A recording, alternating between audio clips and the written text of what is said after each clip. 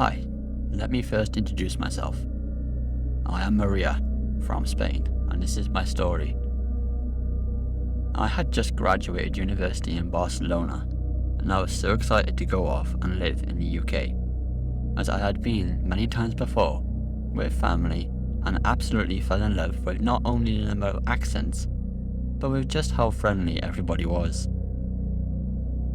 Sadly, this had meant moving away from my family and giving my sister the biggest hug I have ever given before letting everybody know that I will come back to see them when I could, and I would be as safe as I possibly can. The biggest reality was that when I sat on the plane flying over, I was actually pretty nervous. I had a job lined up and accommodation sorted, but I had no friends, and it was the first time I would be living in Brighton.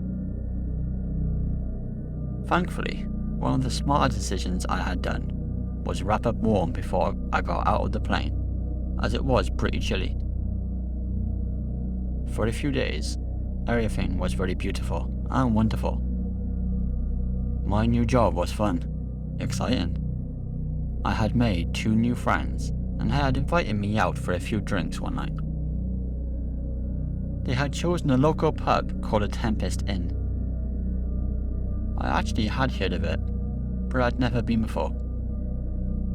All I can say is that it was magnificent.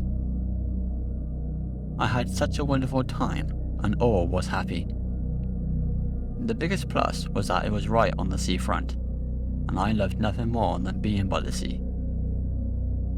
Getting very late though on this Friday night, somewhere around 2 AM, I knew I needed to get on home. My senses were all over the place as I felt drunk for certain.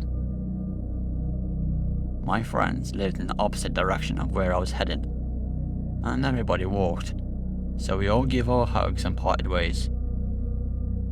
My home was only a 10-minute walk at most when sober. Never timed it when drunk. Taking the wrong turn though, up through a middle street, I had just taken the next turn into what I now knew to be the infamous South Street. I say infamous because this alley I had been told was the most terrifying alley to ever walk down. If I was told this before I had walked down it, I probably would have thought they were winding me up. But they had told me after what I had experienced. Stumbling my way down, not really thinking too straight, I could see 2 men start to approach me. With my drunken eyes, they just looked to be another set of friends having been out themselves. But when they approached, they gripped my arms and pushed me out of sight of the road. I fell over, really not being able to balance myself out. I could hear them mumble words, but I could not tell what they were saying. Then one of them starts touching me up, whilst the other rips my bag off my shoulder and starts going through it. I push one of them away and yank my bag back, telling them to leave me alone. I really wasn't taking the situation as seriously as I should, as the guy who I pushed away first came up close to full on hit me a few times, gripping me before I dropped to the floor and held me up. I pulled my hands up, covering my face, but also begging them to just leave me alone. I then felt a knife pressed up against my waist, as I distinctly remember one of them saying if I made a noise, they'll cut me. At this point I was crying, thinking my life was going to end right there and right then. They swung me around, pushed me against a wall, and started asking my questions like if I had friends, if anyone knew where I was, etc. Before I could answer, a police car had come down casually, no lights, and saw what was happening. I could not see them as my face was against a wall, but feeling the 2 men release me, I swung around to see the police chase after the 2 men. They had caught them pretty quickly and brought them back. I was asked questions and if I was okay, really caring for me getting me home safe. The next day was when my friend told me about the alleyway, and now, regardless of what time of the day it is, I avoid that south alleyway like the plague.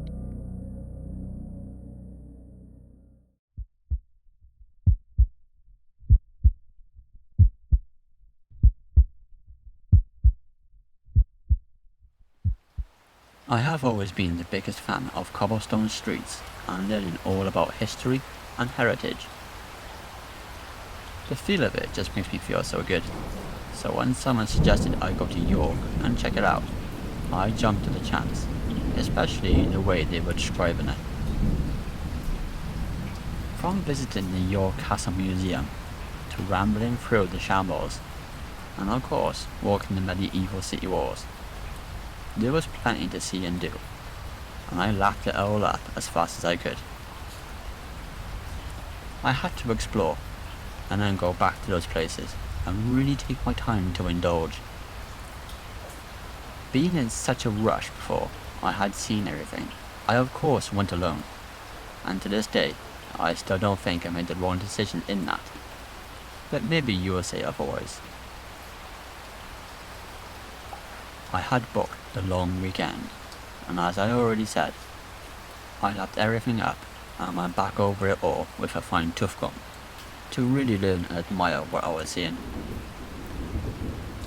On the Sunday, my last but one day in York, I had planned to really cram in as much as I possibly could, whilst I could, and really make a day of it. Sadly, public transport always made things difficult, albeit being a Sunday, but it was fine. I didn't let it bring me down. I bounced around as much as I could, and saw as much as I could, before finally looking down at my watch to see what the time was. It was late. I quickly checked the buses, and they had stopped running now, so I was pretty buggered at this point. Where I was staying was over an hour away, and I really hated the thought of walking back all the way, especially since I had been on my feet for most of the day. But I had to march on, sulking within myself as it too started to rain. Fantastic ending, I thought. I had to use Google Maps in order to get me home, and as I looked at the map, it actually looked like a pretty fast way to get home.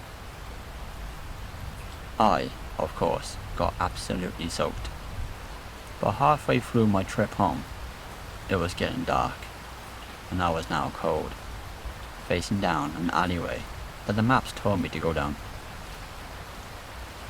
It was a little dark, and I could see the other side of the street, so I didn't think anything of it. I dragged myself through it, and just kept myself to myself. What it didn't show though, was a little opening to my side, and that's where I spotted quite a few guys in the corner, all talking, drinking, smoking. I glanced in their direction, but stuck to myself. Now let me clarify, I am a guy, not a girl.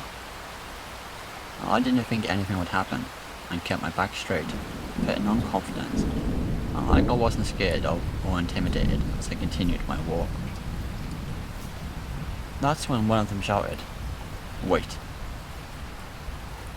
That was the last thing I wanted to do, but not knowing how everything would have played out, and really wanting to keep the peace, I stopped and turned. I didn't answer, but I just watched as one of the men ran over to me. He asked if I wanted to buy any drugs, whilst also making jokes about how I looked and how I was basically stupid for not keeping dry when it was raining. Silly me.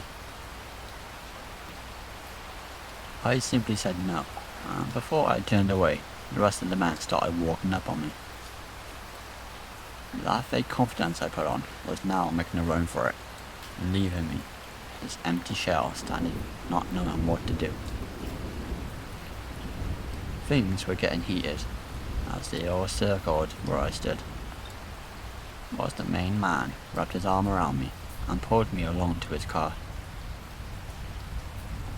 At this point, I would just buy anything if it allowed me to go off and be alone.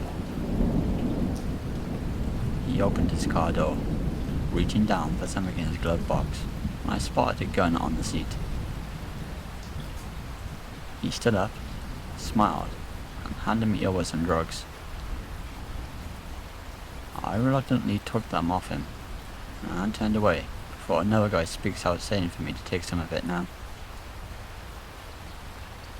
Making out I could be a cop or something crazy like that. I declined, and then felt a sharp pain across my face as one of them punched me, sending me to the floor. This main guy dropped down beside me with a knife in his hand, and said I had no choice. I took out the bag of white powder they gave me, hands trembling, stole on the floor, and put some on my tongue using my finger. I didn't know what it was, or what it was going to do to me, but I was told it wasn't enough and I should do more. After that, I felt gone. I wasn't able to think properly or even see properly. I was out of it. But I do remember them starting to kick and punch me. I just curled up into a ball before the police turned up and managed to stop a few of them. The story they had told the police was that I was a drug dealer who was selling to them, and they were hitting me because I had come at them with a knife. But thanks to CCTV that picked up on the whole incident, and myself saying about a gun in the car, they were quickly arrested and I was taken to hospital. I managed to make a full recovery, with the doctor telling me that I had taken a lot of cocaine. And even though I still absolutely adore parts of York, I will never walk through Love Lane again.